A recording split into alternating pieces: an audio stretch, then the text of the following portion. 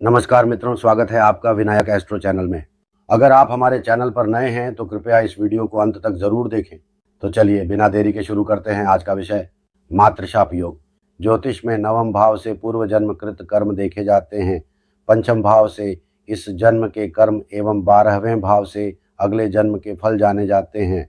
जब पंचम और चतुर्थ भाव में पाप ग्रह शनि, मंगल, राहु, केतु, सूर्य होते हैं और साथ ही पंचम भाव का स्वामी ग्रह कमजोर या नीच राशि में होता है तो इसे मातृशाप योग कहा जाता है। इस योग के कारण व्यक्ति को कष्ट उठाने पड़ते हैं और संतान की हानि हो सकती है। यदि पंचम भाव का स्वामी ग्रह चंद्रमा या शनि, राहु या मंगल के साथ हो तथा नवम या पंचम भाव में गुरु ग्रह स्थित हो तो माता की उपेक्षा करने पर शाप मिलता है। अगर संतान भाव में सूर्य और चंद्रमा हो और चतुर्थ भाव का स्वामी मंगल हो जो राहु या शनि के साथ युक्त हो तो भी मातृशाप योग बनता है। इसके अलावा यदि चंद्रमा नीच या कमजोर हो, पंचम भाव का स्वामी छठे, 8वें या 12वें भाव में हो और लग्न तथा पंचम भाव में पाप ग्रह उपस्थित हों तो मातृशाप से संतान को बाधा होती है। जब एकादश भाव में शनि और पंचम भाव में कोई नीच ग्रह हो तथा चंद्रमा भी नीच राशि में हो तो मातृशाप योग के कारण संतान को कष्ट होता है।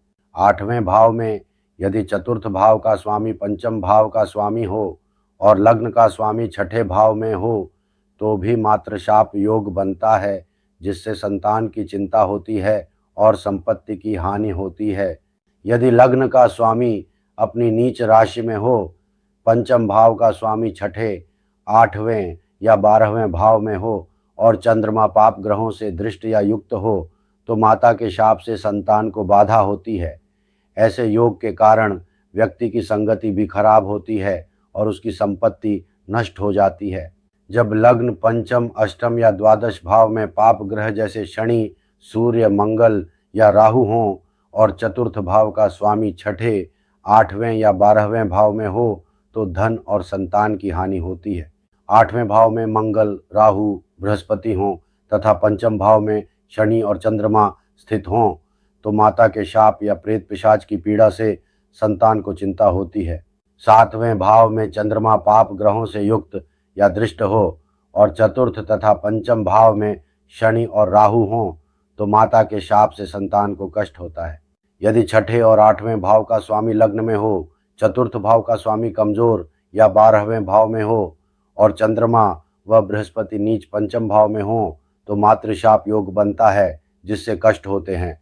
विशेष रूप से यदि शनि पंचम भाव में हो जो लग्न का स्वामी भी हो और चंद्रमा के साथ पंचम भाव में स्थित हो तो माता के श्राप से संतान को कष्ट हो सकता है। अगर आपको यह जानकारी उपयोगी लगे तो वीडियो को लाइक, शेयर और सब्सक्राइब करना न भूलें। आपका समर्थन हमें और भी प्रेरणा देता है ताकि हम आपके लिए निरंतर नई और ज्ञानवर्धक ज्योतिषीय जानकारियाँ ला सकें। धन्यवाद। जय श्री राम।